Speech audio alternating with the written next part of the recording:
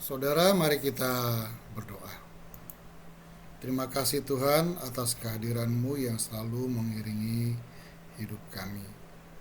Dalam keheningan ini kami siap menyimak firman-Mu yang segera kami dengar. Berkati kami, amin. Saya ajak saudara membaca firman Tuhan dari 2 Timotius pasal 4 ayat 7. Demikian firman Tuhan. Aku telah mengakhiri pertandingan dengan baik, aku telah mencapai garis akhir, dan aku telah memelihara iman. Saudara, saya punya sepasang sepatu, ya. Ini sepatunya, saudara. Ya, ini sepatunya, ya. Saudara, sepatu ini adalah oleh-oleh dari sepupu saya waktu dia cuti ke Indonesia dari tugasnya di luar negeri. Coba saudara tebak sepatu ini ya, masih mulus, masih baik, masih halus, bahkan solnya pun masih bagus ya. Belum ada ausnya, solnya yang karet itu ya. Coba saudara tebak kira-kira sepatu saya ini usianya berapa tahun? Ya, coba saudara tebak. Berapa saudara? Saudara mungkin tidak mengira kalau sepatu ini usianya sudah 31 tahun ya. Dia berikan oleh-oleh ini ke saya pada tahun 1990 ya. Saya jelas belum menikah pada waktu itu, apalagi punya anak ya.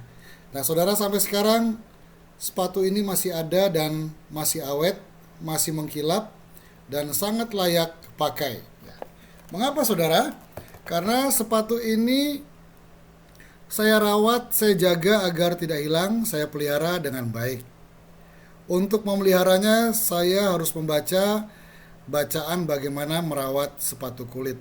Saudara, gara-gara sepatu ini saya jadi tahu bagaimana cara merawat sepatu kulit. Sepatu kulit itu, saudara, tidak boleh disemir dengan semir cair. Sepatu kulit itu tidak boleh disimpan dan ditaruh di dalam dusnya. Sepatu kulit itu harus sering-sering dibersihkan. Ya, semirnya pakai semir biasa saja supaya dia tidak pecah kulitnya. Nah, saudara, untuk merawatnya saya harus tekun membersihkan, menyemir dengan baik, taruh di tempat yang tidak lembab agar tidak berjamur. Dan yang paling penting adalah sepatu ini jarang saya pakai. Saya pakai hanya sesekali kalau ada acara-acara khusus ya. Saudara, menerima sesuatu yang diberikan secara cuma-cuma memang sangat mudah. Sangat senang kita menerima cuma-cuma itu. Namun untuk menjaganya agar tidak hilang serta tetap terpelihara dengan baik sangat tidak mudah. Untuk menerima sesuatu sangat mudah, tetapi menjaga dan memeliharanya memerlukan ketekunan. Saudara, menerima iman juga begitu, sangat mudah karena diberikan oleh Tuhan secara cuma-cuma. Iman itu anugerah. Kita tidak perlu bayar untuk mendapatkan iman itu. Tetapi menjaganya agar tidak hilang dan luntur, serta memeliharanya agar tetap menyala, sangat tidak mudah. Saudara, untuk mengetahui apakah iman kita terpelihara atau tidak terlihat saat ini. Tetapi dapat terlihat dengan jelas ketika kita telah mencapai garis akhir. Apa itu iman, saudara? Iman itu semacam antena yang Tuhan berikan dalam diri kita untuk menangkap, merespon sinyal-sinyal kehadiran Tuhan dan kehendak-Nya, serta untuk dapat berelasi dengan Tuhan dan kehendak-Nya. Sehingga seorang yang beriman adalah orang yang mengenal kehadiran Tuhan dan tahu kehendak Tuhan itu. Orang beriman tentu bergantung pada Tuhan yang hadir di dalam hidupnya. Iman ini harus dipelihara agar kita terus dapat menangkap dan berelasi dengan Tuhan yang hadir dalam hidup kita serta bersandar sepenuhnya kepadanya.